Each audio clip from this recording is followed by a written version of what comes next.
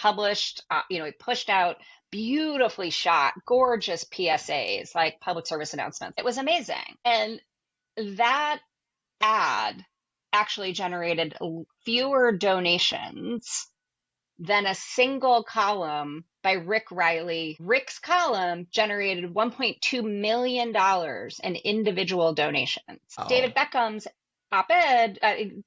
PSA got us amazing coverage. It was in People magazine, like it was in Times Square. It didn't generate dollars. And in part, like the learning from that was to have a spokesperson whose audience is predisposed to trust them, believe that that's something that they care about, and be asked directly to help is a very different thing than a celebrity and a different type of celebrity just attaching their name to a cause. my wife, I'm sure you listen to the show every day, twice a day. It's fine. It's okay. I'll tell you how we do it. We're just going to start with it bleeds right into the conversation. And it starts with just a quick intro from you. Not like, hey, how are you doing? Just share the path that led you to Table 81. Yeah, so it's really nice to be here, Josh. I have a career in thirds. I spent a third of my career in hard knuckle Democratic politics, working on campaigns, presidential governors, all that. Transitioned into the nonprofit world, and in the mid 2000s, sort of discovered this world of food. Right. Before that, I was very much an eater. I was one of those people that like was a restaurant chaser, right? Like who's the hottest chef, who's the thing. And in 2012 was really introduced to the sort of behind the scenes world of the so-called celebrity chef.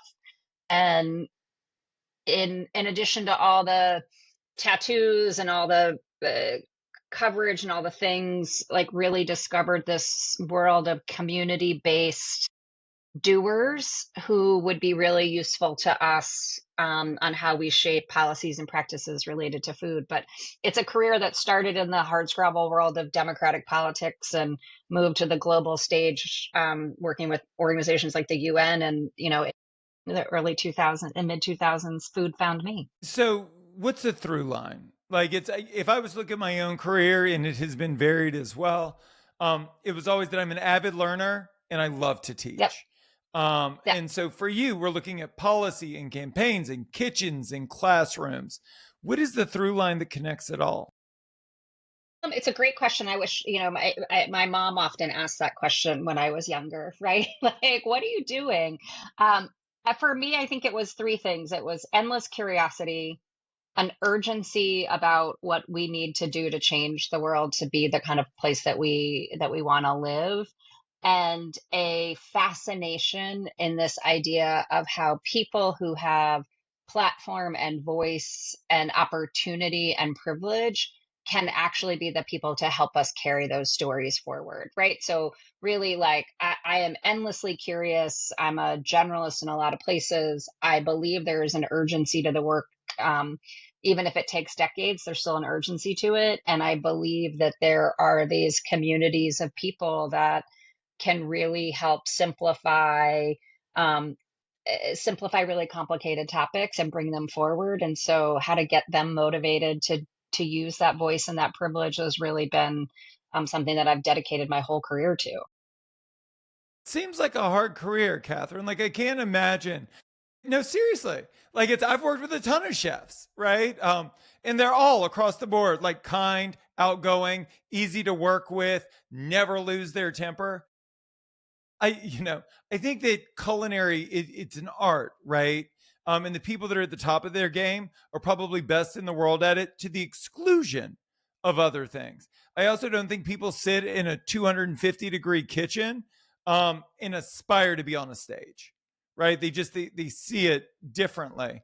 And so you talk about how chefs are some of the most effective storytellers you've ever met. But I'm curious to know, like, knowing that that's not what many want, why did you choose that as the muse to build platform? Yeah, it's such a great question. I mean, you use the word that I use all the time that I feel like is overlooked. I think that people who are in kitchens, whether they would consider themselves cooks or chefs, are artists. right? They are telling a story through food. And food feels very simple. You like what you like what I like, right? Like this happens. It's hugely complicated, right? All the things, the systems that come into play when we're talking about producing better policies and practices within a business, right? And I think that's also important. Chefs are artists that are forced to be businesses, right? So if you think about like if Jeffrey Koons had at some point in his life been forced, like before he even made the first thing, the first balloon sculpture, the first whatever, had been told you have to be a business first, he'd probably still be under a bed somewhere, Sure. right? Sure. Um, and so I think about that when I think about chefs, right? Like they are forced, you don't get just to practice your art in a vacuum. Your art actually has to make you money from the get-go, right? It's going to pay your bills, going to do those things.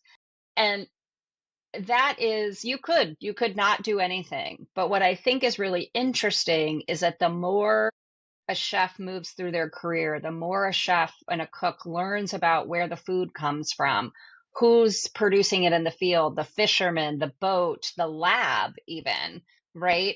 They start to become even more curious about, well, how does that impact my business, right? I think about like Amanda Cohen, right? And Dirt Candy, and like we're going to make this incredible visionary place, right? At the end of the day, she still has to pay her staff, right? Sure. So she's thinking about how do I make this more humane, right? Like it's why she doesn't have gas stoves. Like it's hotter with a gas stove than it is with an electric stove. She cares about the planet and the science and the art of the vegan and vegetarian food. So like all those things go into the factor. So I think when I think about chefs, I think of them as artists, and they carry this very practical side around business, and then they have this piece of solutions. They're always looking for solutions to the problems. Every single day is finding a solution. And those are the types of voices that need to be in the halls of policymakers. Policymaking is very esoteric, can often happen without the people most impacted at the table. And so chefs give us this, and for policymakers, chefs are just cool too, right? Like Yeah. I've seen the response when I bring them into a governor's office or bring them into a senator's office or the White House. People want to take selfies with them. People understand the cultural influence. So they kind of have all those things in place. So I think, in relation to why chefs is a muse, chefs are artists, business people, and great storytellers, and they just make explaining the difficult concepts so much easier. And as it relates to the arts in general, I was thinking about this before I got on the call. Um, there's this thing as it relates to the arts, like shut up and sing, right? Shut up and dance, shut up and get back in the kitchen. Um, Chefs seem to deal with that less. If Christina Aguilera had started Jose Andreas's nonprofit, I don't know if it would have been the same thing. So, can you explain why? Yeah, I I mean, I don't get it. I mean, I would say that both are probably equally qualified to start a nonprofit, right? and both Especially do on a have global scale. nonprofits, For sure. Of right? course. I think that, yeah, I mean, it's a funny thing. When I started working with UN agencies and that kind of stuff, the idea was, I mean, I did this big campaign around malaria bed nets, and our spokesperson was David Beckham, Hmm. right? And we got David Beckham to kick a soccer ball into a net, right? And we published, we pushed out beautifully shot, gorgeous PSAs, like public service announcements, like the whole thing. And it was amazing.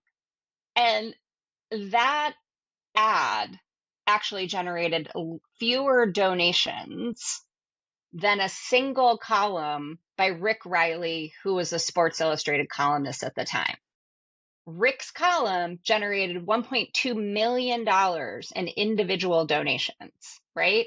David Beckham's op-ed, David Beckham's PSA got us amazing coverage. Like it was in People magazine, like it was in Times Square. It didn't generate dollars, right? And in part, like the learning from that was to have a spokesperson whose audience is predisposed to trust them, believe that that's something that they care about, and be asked directly to help is a very different thing than a celebrity, and a different type of celebrity just attaching their name to a cause, right? And the cause sort of using them for profile. And Jose, Jose hears it all the time. Go back into the kitchen, go back to Spain, go back to do these things. Why it is so impactful, and he's able to generate $1 million contribution from, this organization, or he has on the stage with Jeff Bezos, or he's, in a Twitter war with an X war with the president, is because the people that he's talking to trust him to know what to do related to food, and they've seen real results related to food and food delivery. And so like that trust and that who the audience is so key. And so like we can chase all the celebrity endorsements, or celebrities can create things, but unless the audience is predisposed to trust you on that and you ask them for something very specifically, you're not going to get it. I am 46 years old and probably 1,000 years old on the inside. And so when I came up in the industry, the rule was you stay out of politics. You're sitting at a table in my restaurant and you're like, I'm a Republican. What are you? I'm like, oh my God, me too. Love it. Right? Like whatever you are, Yeah. I am too, because nobody Yeah. cares. Nobody wants to hear it. And so politics was always the one thing you stay out of, probably as a business owner, but especially as a restaurateur. And then you look at today's world and everything is political. Everything. And everything is like really hot, feverish. Like everyone has these extreme political views. How do you work with chefs and restaurants in a way that you are able to create political movements, affect change in communities without bankrupting the storyteller, the muse? Yeah, I mean, at the end of the day, you want butts in your seats, right? And I encourage people to do two things. I encourage chefs in particular, and particularly chef owners, to take an audit, it doesn't have to be a formal audit, of all the time and treasure and philanthropy they're already doing, right? Every chef is asked for a cookbook, a cutting board, a recipe, an appearance. Every chef's done the schlep and cook where they've not been compensated to cook 500 bites at a thing, right? Like those are all donations, right? And those are all support for a cause or an idea, right? Like if you are a chef and you cook for Chefs for Equality for the Human Rights Campaign Fund, you can fully expect to have people ask you, are you supportive of the Human Rights Campaign Fund, right? Are you supportive of QI rights? So when you choose to do those things, which are good for your profile, blah, blah, blah, you are already stepping out of the kitchen, right?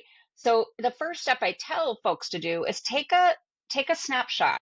On average, that's about $50,000 a year in donations and time and product that any chef does. If I, Katherine Miller, donated $50,000 to one cause, that cause would be my best friend for a really long time. Like that fundraising director would be like, hi, right? So then you have a certain lens by which you can look, right? Is that scattershot, right? Like, are you giving $50,000 in that time and treasure to 1,000 different organizations? Have you over the years always done this fundraiser, city meals, whatever? That will give you a good snapshot of what you as an individual have the capacity to do. It will also give you a good shot at understanding what you're already doing, right?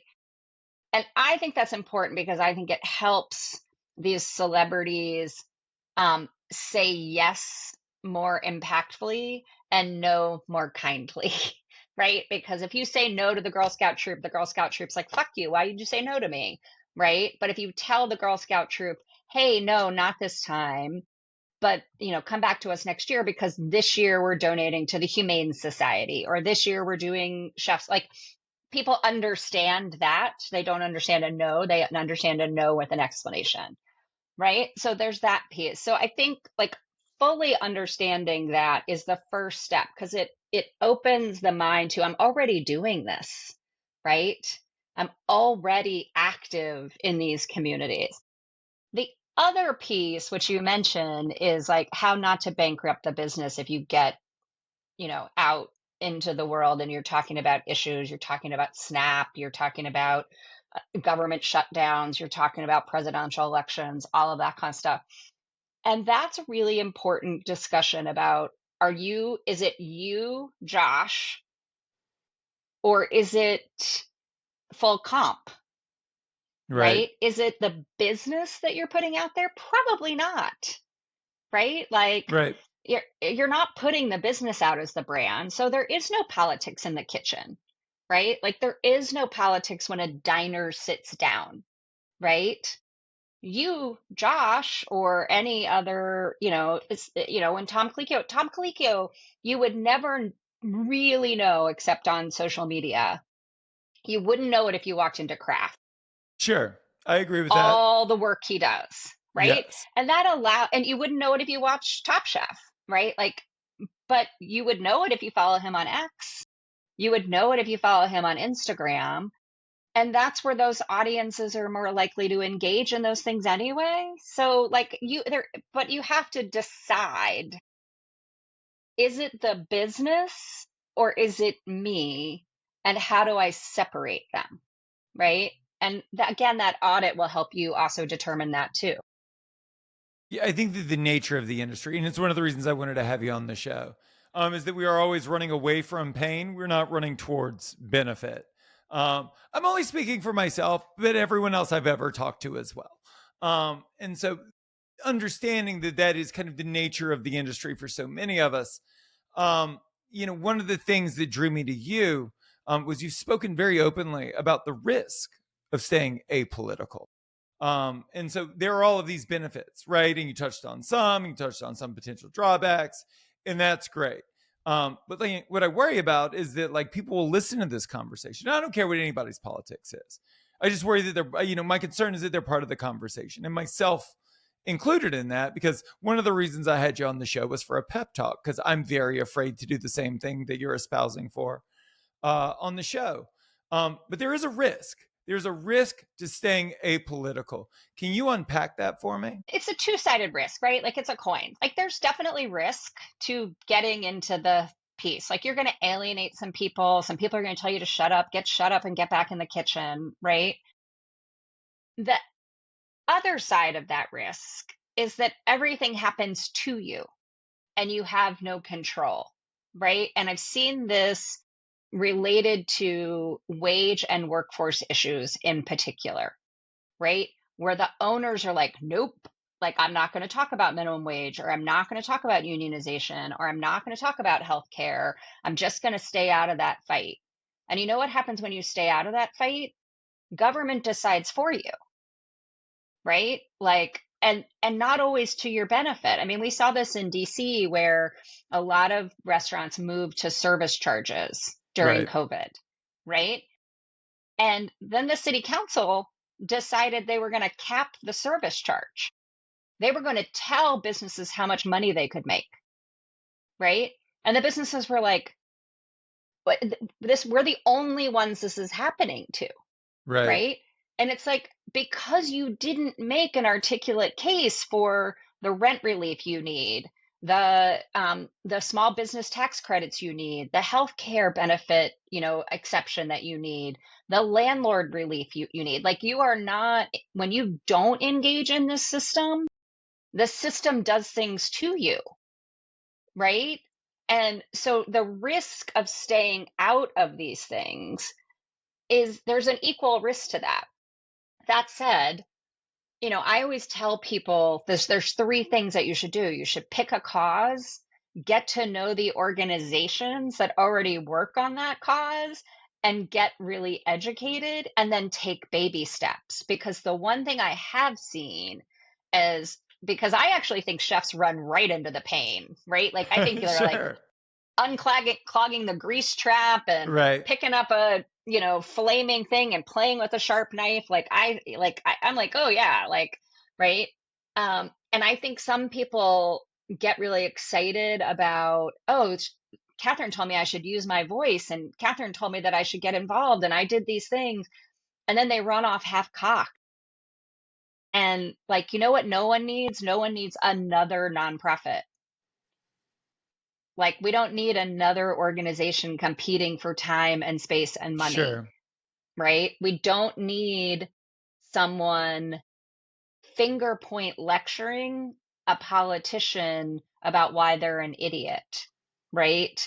We don't need someone yelling at a neighbor and telling them that they don't care, right? Like, the thing that I love about this community is when they do it right, because it's a recipe, right? It's a recipe for change.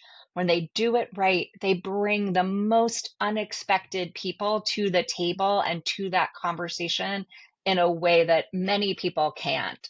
But it's only if they take a breath, get educated and informed, meet the partners that are already working on it, and figure out the best way for them to show up. Let's talk about doing it right, because you've developed a framework. It's A is for advocacy. Can Yeah. you, very easy to remember. Can you walk me through how that framework actually works in practice? Yeah. I mean, I'm a queen. I love alliteration, right? Alliteration sticks in Same. our Oh my brains, God. It is my fave. right? So, and I think about it for pretty much anything. Who's your audience, right? Like, who are you trying to reach? And when I say audience, I mean who can make the decision or the change that you want them to make. Are you negotiating with a boss for a salary? Are you negotiating with a member of Congress for thing in a bill? Are you negotiating with a landlord? Knowing your audience will give you the first entry point, right? Then it's knowing what your argument is. Why should they care about what you care about, right? Like, oh, okay, so my audience is a member of Congress and I want to talk about SNAP. So I'm going to talk about the 46 million people who are going to food insecure over the next 8 weeks or the next 10 weeks because of the government shutdown, right? Then I'm going to, what's my ask? What do I actually want them to do, right? And being very specific about that. So, SNAP's $46 million, it's going to run out. I'm going to need you, my member of Congress or my governor, to help backfill the money and or end the government shutdown, something like that, right? So, right, then how are we activating allies, right? Because that means so much more if I'm in that room either with other people or bringing the stories of other people with me, right? So when I think about SNAP and WIC, I think about my allies. It's the churches, it's the other organizations, it's the PTA, it's the school lunch lady, right? It's everybody else who can also help illuminate what those impacts are, right? And then I think about what those actions are I want them to take, right? Am I going to protest? Am I going to show up? Am I going to sign a letter, right? Like, how am I engaging and activating those allies? Like, that's the last one. And then, I think for campaigns, like where it was really built, but I think this is true. I always want people to be able to find their people, right? So there's Sure. a little bit of like an article, right? Like, I'm of the generation of the pink ribbon, right? The equal sign, right?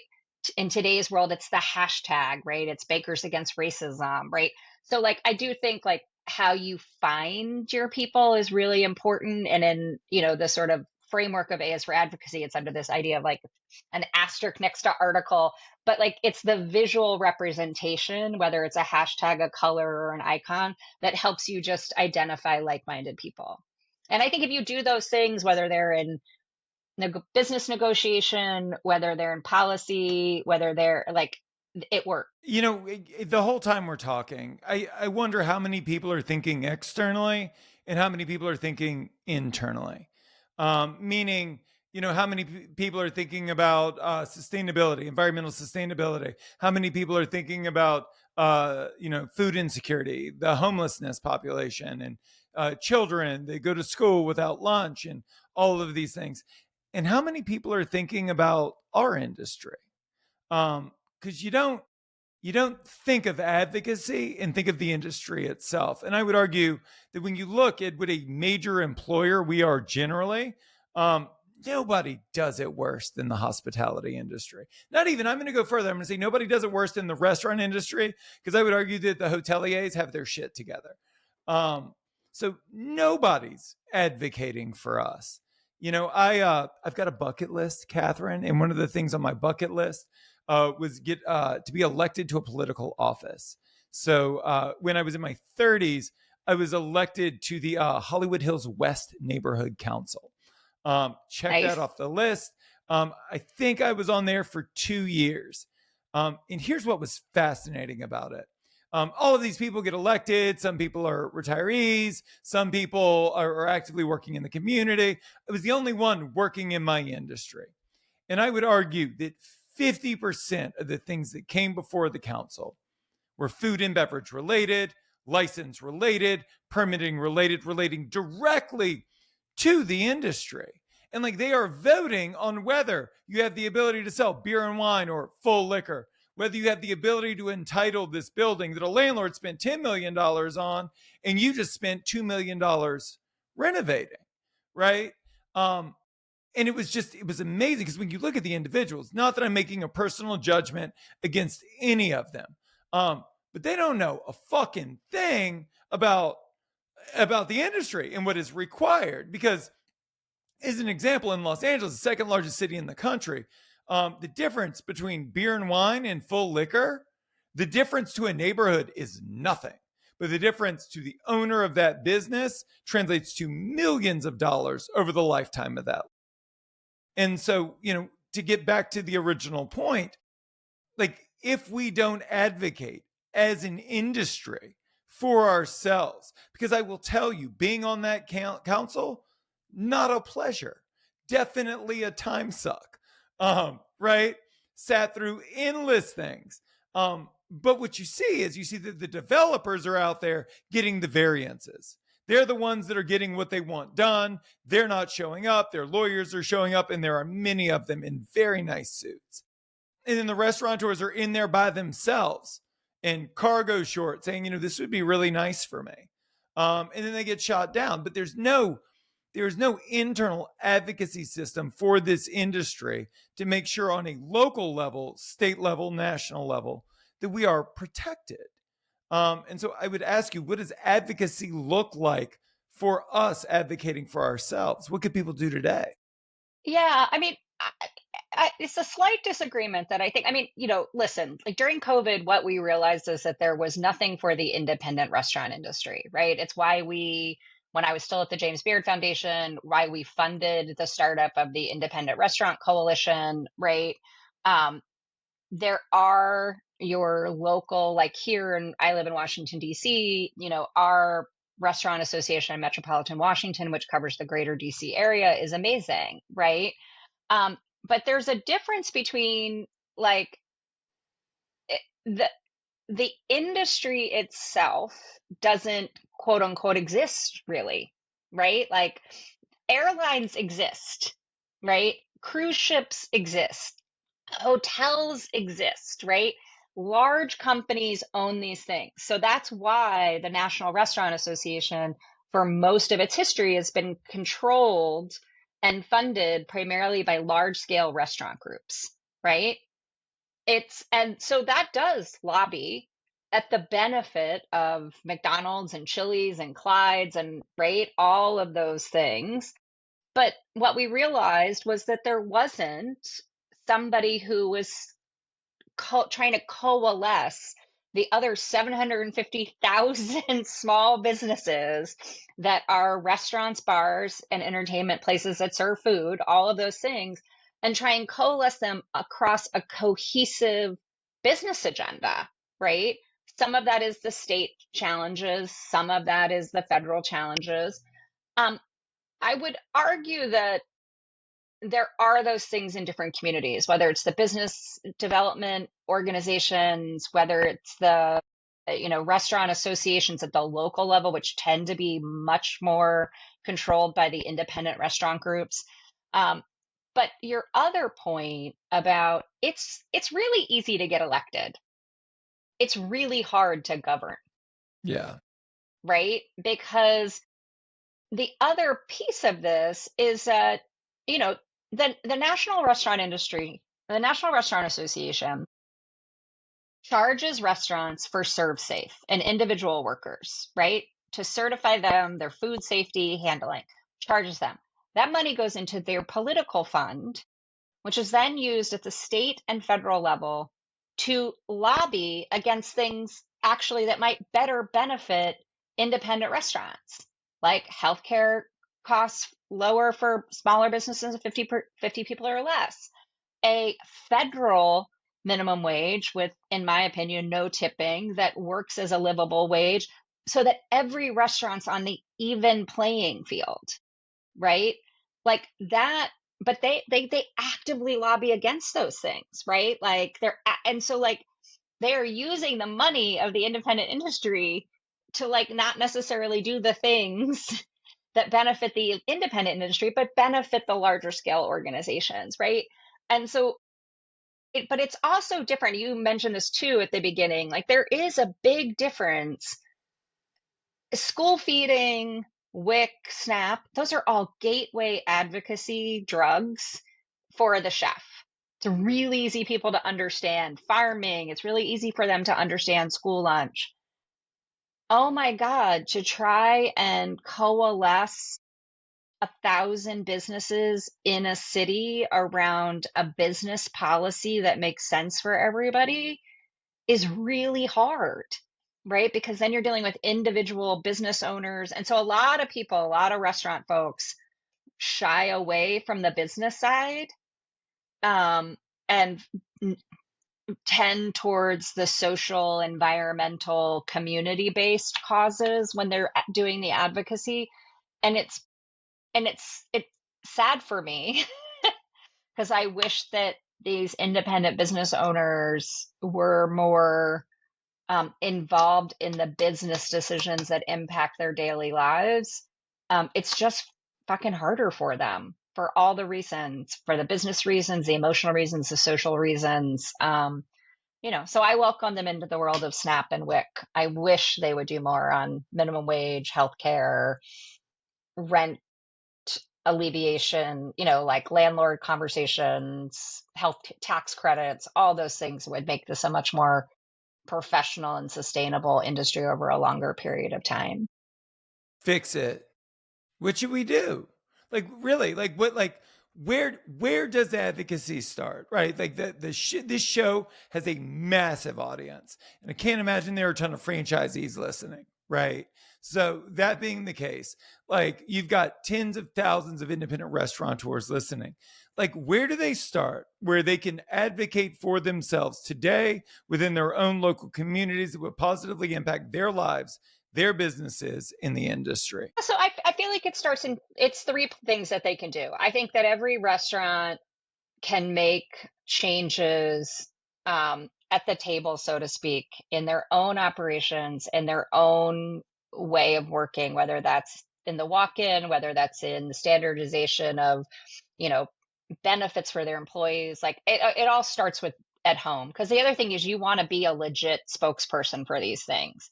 And you're not a legit person to rail against the business practices of capitalist America if your own house isn't clean. Like, Sure. sorry, right? Like if you are not if you're not paying your staff well, if you're not treating them well, if you're not doing all those things, like I don't want to hear you like rail against people until you get that sorted. But it's also true of like your walk-in, right? Like, are you less plastics, more local purchasing, like all those kind of things. So it starts at the table. I think it then moves into getting involved in your own community. Don't try and take on the White House or Congress or Sacramento. Like, take on the city council, right? Like, take on the organizations that are doing the hard, like, start to work with the organizations that are doing the hard work in your community. And then I think you can move into the hardcore work of policy, right? Policy is about coalition building. It's around, it's around compromise. It's around, it's a different way to show up out of the kitchen. It's an advanced skill. It's like, it's like working, it's like, you know, learning it on the line is that in your restaurant, right? Moving up to, be an expediter. And then finally you get to be the complete like showman or showwoman, like that's also the trail. So start cleaning up your own kitchens, whether they be environmentally or socially. Get involved with the community-based organizations, and then tackle the harder, bigger pieces. And I think it has to happen in those. It doesn't have to happen. That can happen in a month, and that can happen over years. But I would just reiterate that you are not going to be a credible spokesperson on anything unless you have an authentic relationship to it and you understand it, right? And so, like, really getting that knowledge and that learning and like building your own kind of recipe is like the most important thing. It's overwhelming. I think it's overwhelming as an independent because life is just overwhelming in general as an entrepreneur, especially in this industry. And we know that there are all of these foundational issues. Like when I was doing research for the show, there were these words that you've said many times that just kind of rang true and felt like a gut punch, which is like, you look at everything is just so fucked up. Like it's impossible to make money in this industry consistently for so many. Not to say that people don't, but it's really, really hard. And so the system is foundationally broken. And then you turn to Katherine Miller and she goes, this system is working exactly as it was designed. And it's like, 100%. God damn, Katherine, not what I needed to hear today. Explain that to me. Food system, right? And we think about it in the restaurant context, right? Like our food system delivers exactly what it was built to do. It delivers food efficiently and safely to the largest number of people at the lowest cost, right? So, like our system, that's exactly what it was designed to do. It wasn't designed to be nutritious. It wasn't designed to maximize the payment to the farmer, right? It wasn't designed, even in some ways, to be joyful or comforting, right? Food, it was designed as food as fuel, right? And the restaurant industry is so much more than food is fuel, right?